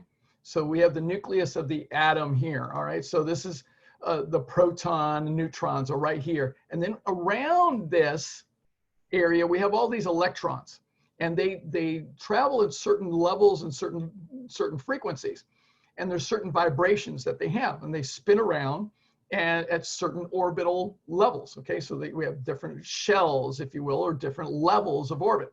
Now, when we microwave something, what happens is that we change the vibration, not at the core here, but of the electrons. So the electrons now shift, they jump from this orbit to a higher orbit. So they shift to this, and there's a higher vibration of that atom. Now, one of the things that we're doing is that in microwaves, we're changing the atom water, because they interact at a particular frequency to actually irradiate water. So they're irradiating water, so they're changing the electron frequency of the water molecules. And so what happens, the electrons actually shift. Now, what's one of the things that can actually happen is that we create something called a free radical. A free radical. Who's not on mute? Okay, somebody's got some background noise. Okay, so we can create, with microwaving, we can actually create free radicals. So free radicals, what we've shown is that free radicals have the possibility, when we ingest them, they can actually get to the cells and actually internally cause a genetic mutation to occur. So they can actually be toxic to the body. So free radicals, not good. So microwaving, not good. So I don't microwave. I cook everything on the stove. So I do everything on the stove. I don't use a microwave whatsoever. So that's what I do as far as microwave. Okay, let's see. All right, Anita Faye chiming in. She had GERD for years, went away when she went to a whole food plant-based diet 11 years ago. Yes, see, it can happen. All right, okay. Okay, question, is kombucha healthy to drink? Okay, sometimes I crave juices. Is there one that's considered healthy?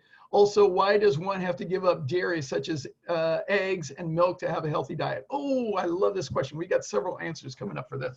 All right, so now, kombucha as a drink. Here's what I drink. In fact, I'm going to show you. Okay, so I want you to see what I'm going to drink. This is all I drink. This is all I drink. So good. It's so good.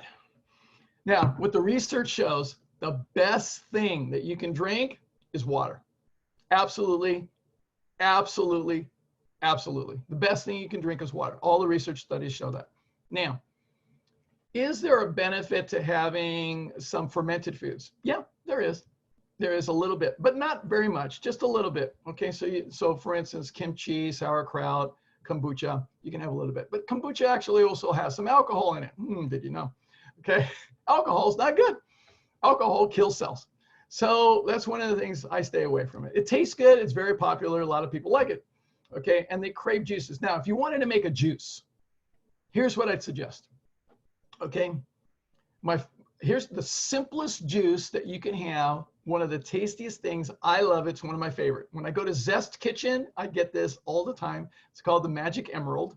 It's really fantastic. All you need, frozen bananas and spinach. That's it. 2 ingredients. Fantastic. It's sweet, it's delicious, it's nutritious, and it's a great juice. And you just whip it up in your blender, and it's fantastic. It's got fiber, it's got nutrients, it's got everything you can imagine. And it's just bananas, frozen bananas, and spinach. And it's fantastic. And yes, it's green. I think it's beautiful.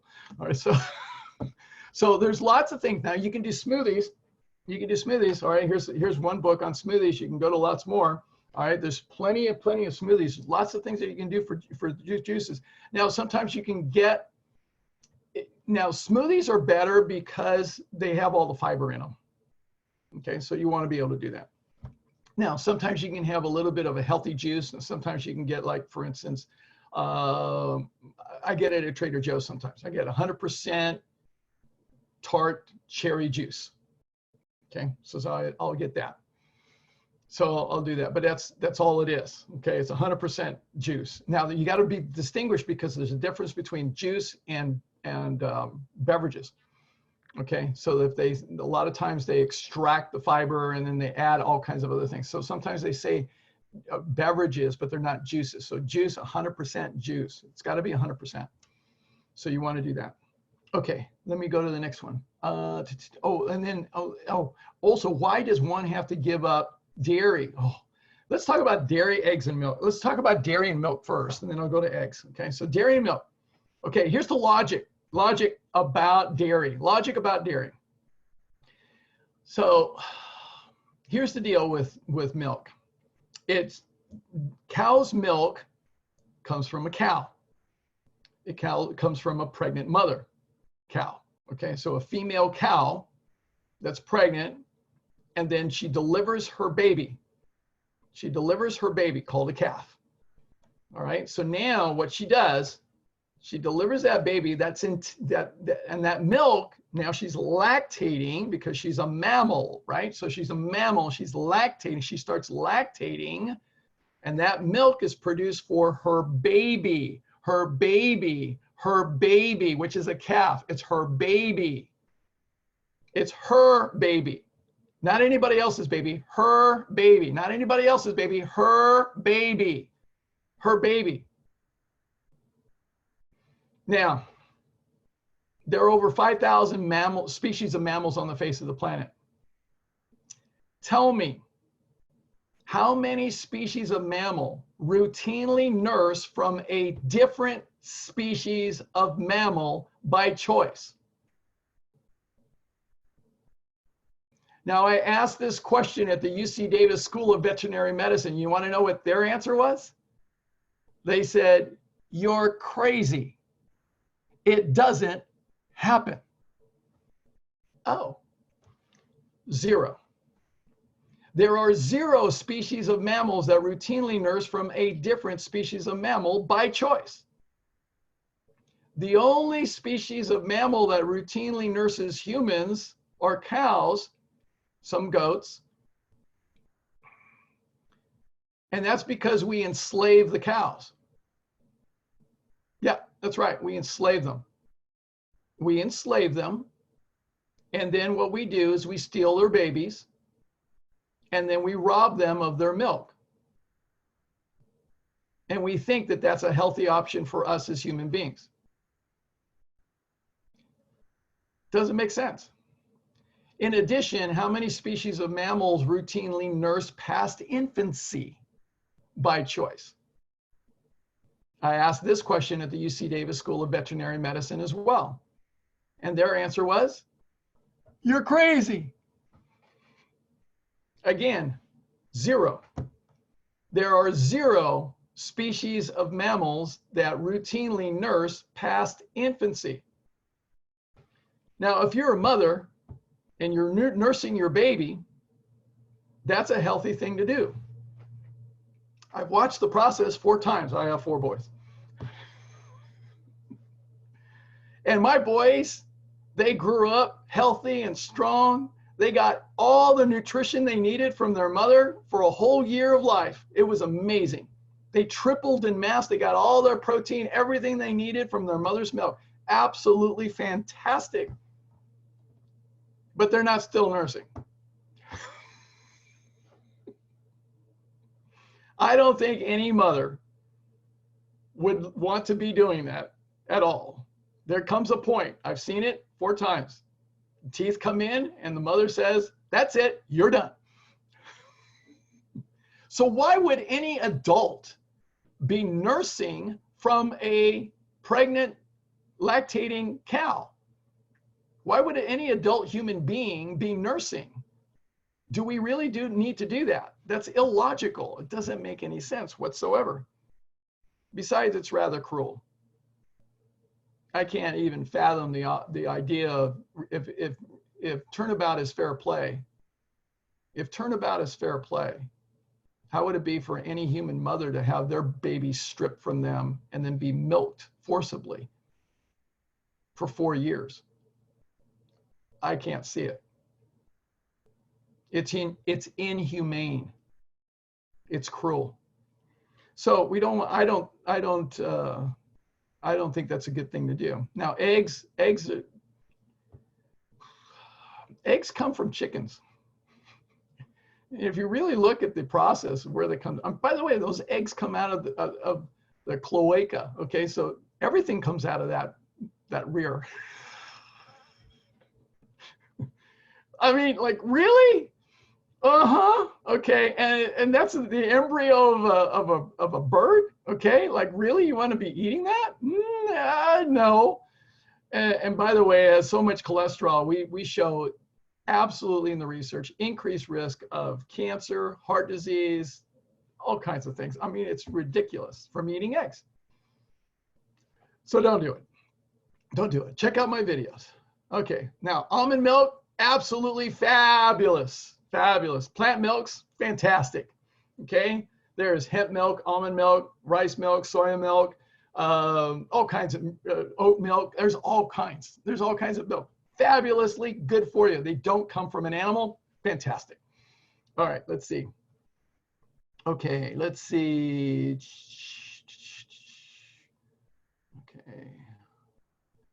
Okay, I want to read this one real quick. I had gastric bypass surgery, went from 400 down to 230 pounds. Prior to surgery, always had chronic diarrhea and has gotten worse after bypass. I'm taking up to 27 Imodium per day.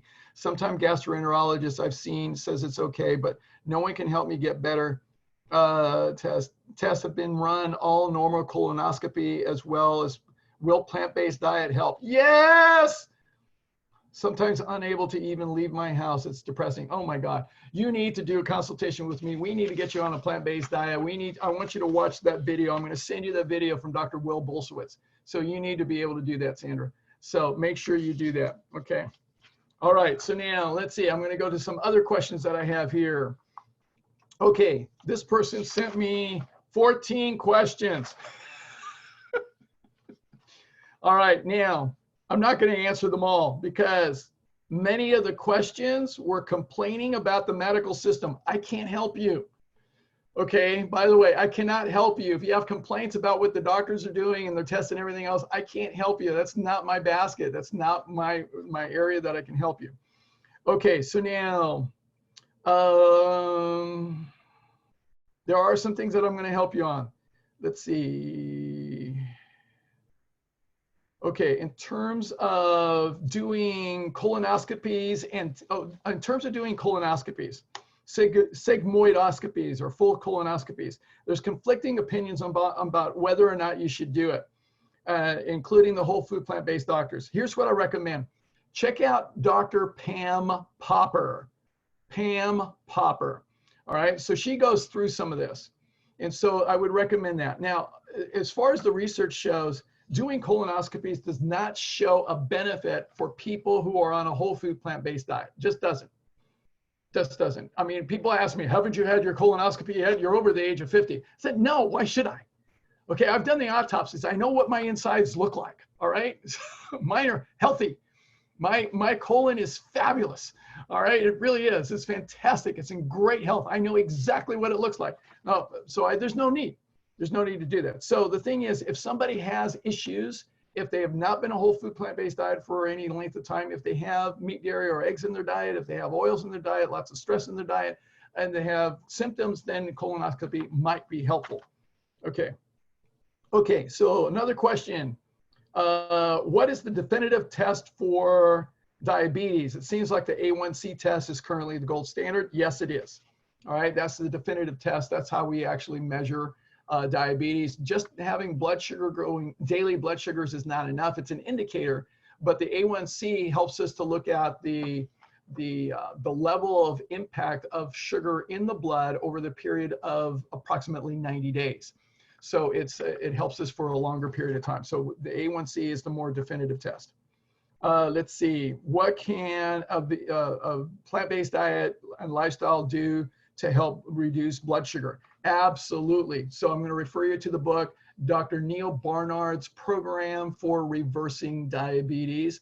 So that talks about the nutritional side. In terms of the lifestyle side, I've done a lot of work with my clients to help them with their stress, to help them with their sleep, whatever the case may be, because it's really a lifestyle approach that can help make a difference. Yes, I've had clients who were absolutely spot on in terms of the whole food plant-based oil-free diet, spot on, but stress was enough to drive the blood sugar up. So the thing is, we have to look at everything, all the different factors. Okay, can a whole food plant-based vegan diet improve thyroid function to the point that someone on a prescription thyroid drug can be weaned off it? So there's a brand new book that came out not too long ago by Dr. Neil Barnard again, and it's called Your Body in Balance. And he addresses hormonal balance in that book. So absolutely the case. And so here's the thing. It depends on the person as far as being able to be weaned off of all the medication. Depends. Every situation is different because, I mean, it's so shocking to me, but it's happened. And I've heard this many times. I've had people who've had issues where they not only were put on thyroid medication, but they had thyroid surgery. So they ended up cutting up the thyroid. So the thing is, that changes things when you start losing organs from surgical procedures. So that changes in terms of how effective you can be in terms of dealing with the balancing of your hormones. Okay, so so we really want to take a lifestyle medicine approach, do the best we possibly can. You may need to have medication still. It depends on you. So everybody's different. Let's see. Kidney tests, kidney function. All right, so here's the thing about kidneys. I've actually worked with several people on the kidney function. One of my very good friends, he was diagnosed with severely reduced kidney function, and we sat down for lunch, and so then it was clear he was trying to bulk up on protein from his diet, eating meat, dairy, and eggs all the time. He was trying to get protein. He was as Dr. Garth Davis talks about in his book, he was a protein-aholic. A protein-aholic. Great book by Dr. Garth Davis, A Protein-aholic. So my friend was a protein-aholic, and his kidney function was just horrible. Horrible. The doctor actually got to a point and said, there's nothing more we can do. Get your affairs in order. You're probably going to need to be on dialysis before long. That's what the doctor told him. I said, the heck with that. We're going to change your lifestyle. So we changed his lifestyle, changed his diet immediately. It was amazing, amazing. 2 weeks later, complete kidney function improved. It was amazing. So it absolutely can work. All right, so we want to be able to do that. Can I recommend a local private lab that can do the GFR test? No, I don't know any labs for doing that. So deal with your doctor. Okay, ask your doctor. Let's see. Yeah, and let's see. What are other questions here? Oh, this is a good question. I thought I'd ask this. So, why do doctors push for reconstructive surgery for breast cancer? It seems that they just pose another set of risks, not to mention pain and trauma to the patient. I absolutely agree with you. It's absolutely horrific. Okay, so we know that we can actually make a big difference when it comes to cancer. So what I teach, and make sure you check out my Freedom from Cancer seminar, and you want to get this book here. So this book here, Beyond Cancer by Sally Lipsky. All right, you want to get this book. So this is really the approach that we want to take. Also, I recommend the China Study by Dr. T. Colin Campbell, because he talks a lot about cancer in that book as well. All right, so you want to get that. Really great. Yeah, I think the medical system is, I mean, it's interesting. I have a book on the history of medicine, and it's, I mean, what they did in ancient times, oh my God, it was barbaric. We're still barbaric, okay? The medical system is still barbaric, okay? So you just got to get that. That's why lifestyle medicine is so appealing to me. I'm so excited. Okay, let's see. I already covered B12. Oh, here's a great question. Is it true that dogs must have meat in their diet? The answer is no. No, they don't absolutely have to have meat in they don't need to have an all meat diet. It's not necessary. Can they get all the protein and nutrients they need from a whole food plant-based diet? Yeah, so here's the deal, and there's a lot of research on this. It's really interesting. So I think it was, 10,000 years ago, human beings started domesticating animals, including dogs. Okay, so all the dogs that we see today are originally from wild wolves. Okay, so wolves are in the wild. Now wolves, they eat meat. Okay, they're carnivorous animals, but they also eat a little. They're a little bit omnivorous because they can eat other things too. But they eat a lot of meat. So that's what they do. Now, we've domesticated dogs for thousands of years. And we've gotten them to the point where they've actually do quite well with table scraps and many other things. And they actually they are truly omnivorous. Okay, so they are true omnivores, and they do well with plant-based food. So they actually do. So there are a couple of vegan dog products, food products available. One of them is V-Dog. My good friend Linda Middlesworth is associated with that, and it's really great. Another one is Halo. My eldest son rescued this darling, amazing, beautiful little dog that was a stray. It's a part Chihuahua and parts Bizenji. And he put her on a plant-based diet, and she's doing amazing, and cured all her skin conditions and all her hair loss and everything else. It's just really, really great. So, okay. All right. So any other question? If you want to talk to me. Any audio? I've got 5 minutes left. Open for anything.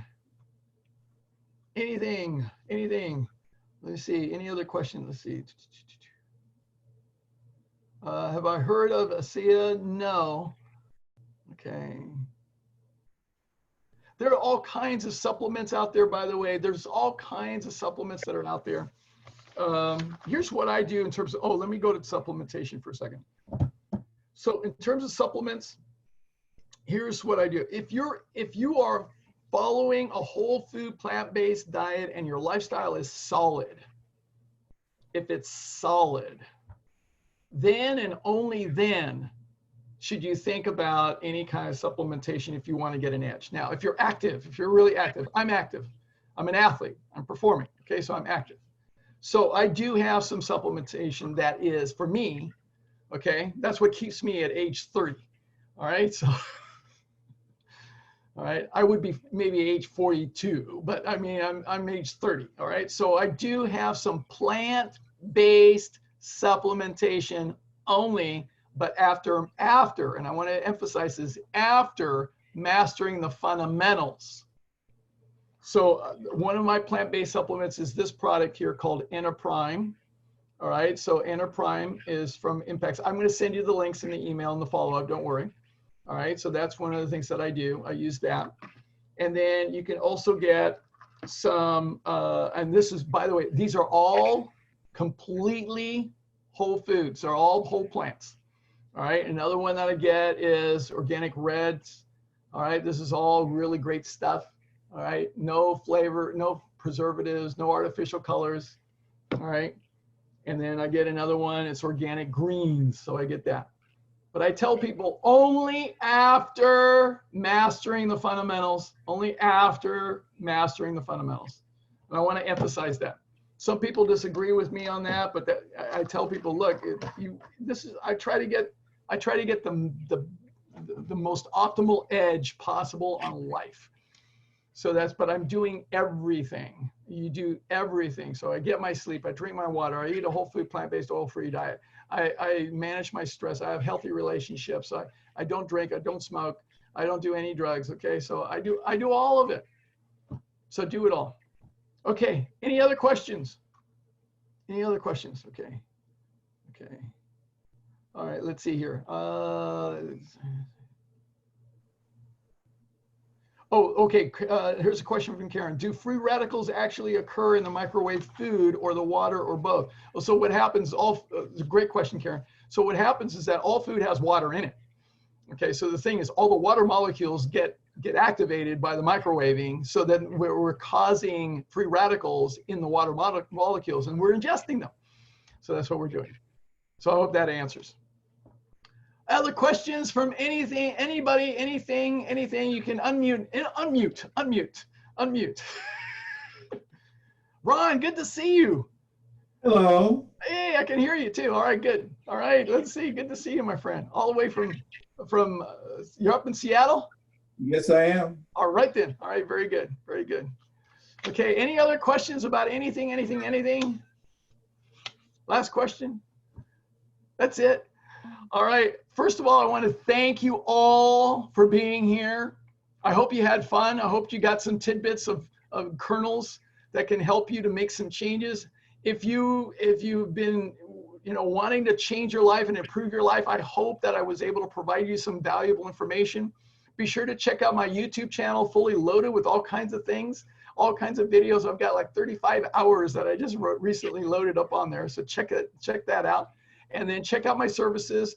And I do my lifestyle medicine consultations. I do my immersion program, which I'm planning to do, by the way, I'm planning to do that online. So the next one I'm planning to do online, so it can be done with anybody anywhere in the entire world.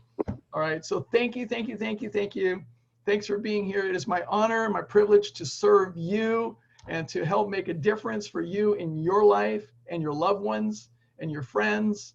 And it's my honor to do that. To me, in fact, I'll just share this last thing real quick, because one of my students just sent me some text messages earlier today. And it's really amazing because of my relationship with him, he's been able to share with his girlfriend. She is now free of medications for rheumatoid arthritis. She's lost 30 pounds. She ran 100 miles in April. And she's just doing really fabulous. And not only that, this change in lifestyle has made a difference for her son. Her son was a video game junkie going nowhere in life. And now he's a straight A student and he's got a part-time job working for Amazon in the warehouse. I mean, it's incredible changes in life. And I told him, I said, your successes is the most gratifying thing to my heart and my soul. So thank you so much. So I live for your success. So thank you so much for being here, and be sure to watch for my email from as well. So thank you again. Thank Bye, you. y'all. Thank you. Okay, you're welcome. Thank Thanks, Ruben. Thanks, Ruben. Bye. Bye. Bye, everybody. Bye, Ruben. Bye.